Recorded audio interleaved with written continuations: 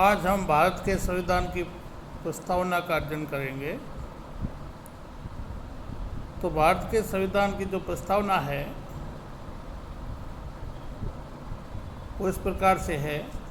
हम भारत के लोग, यानी हम भारत के लोग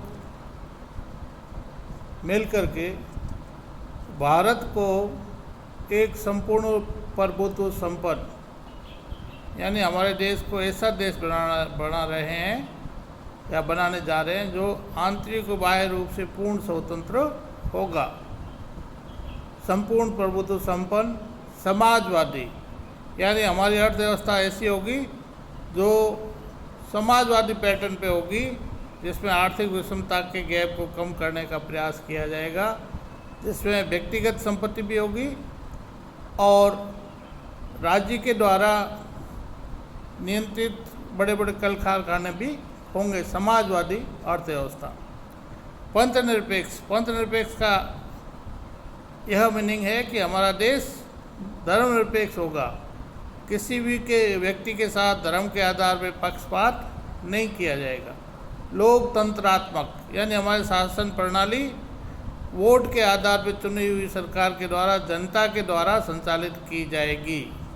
गणराज्य बनाने के लिए, गणराज्य का आशय है कि हमारा देश का जो सुप्रीम होगा वो जनता के द्वारा प्रत्यक्ष या अप्रत्यक्ष रूप से निर्वाचित होगा।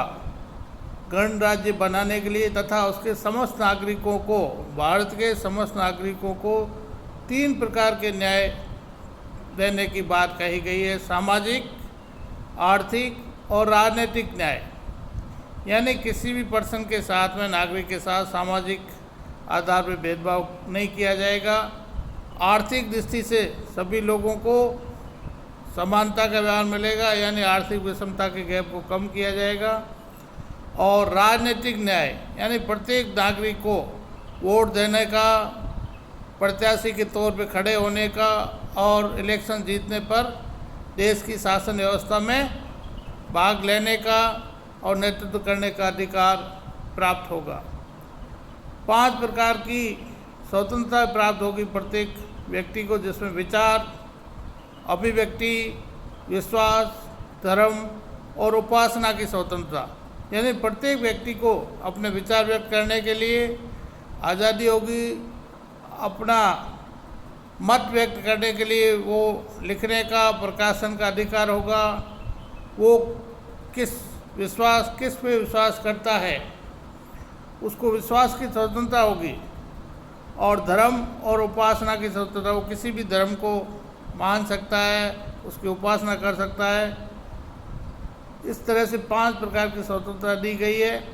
और प्रतिष्ठा और अवसर की समता प्राप्त करने के लिए सभी नागरिकों को प्रतिष्ठा और अवसर की समानता प्राप्त करने का अधिकार प्राप्त होगा, तथा उन सब में व्यक्ति की गरिमा, यानी सभी लोगों में व्यक्ति की गरिमा और राष्ट्र की एकता और अखंडता सुनिश्चित करने वाली बंधुता बढ़ाने के लिए, यानी हम सबका ये दायित्व है कि हम सभी लोगों में व्यक्ति की गरिमा का सम्मान करें और देश की एकता और अखंडता का भी हम सम्मान करें और बंधुता बरकरार रखते हुए दृढ़ संकल्प होकर अपने इस संविधान सभा में आज तारीख 26 नवंबर 1949 ईस्वी मिति मार्गशीर शुक्ला सप्तमी संवत 2006 विक्रमी को एतद द्वारा इस संविधान को अंगीकृत, अधिनियमित और आत्मार्पित करते हैं।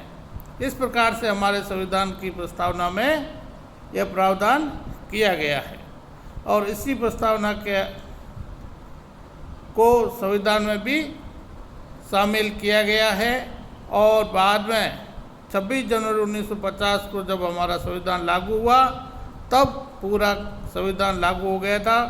इस तरह से भारत के संविधान की प्रस्तावना संविधान का एक भाग है जो हमेशा हमारे को मार्गदर्शन प्रदान करती है। और हम सबको मिल करके भारत के संविधान की और उसकी प्रस्तावना की सम्मान करना चाहिए।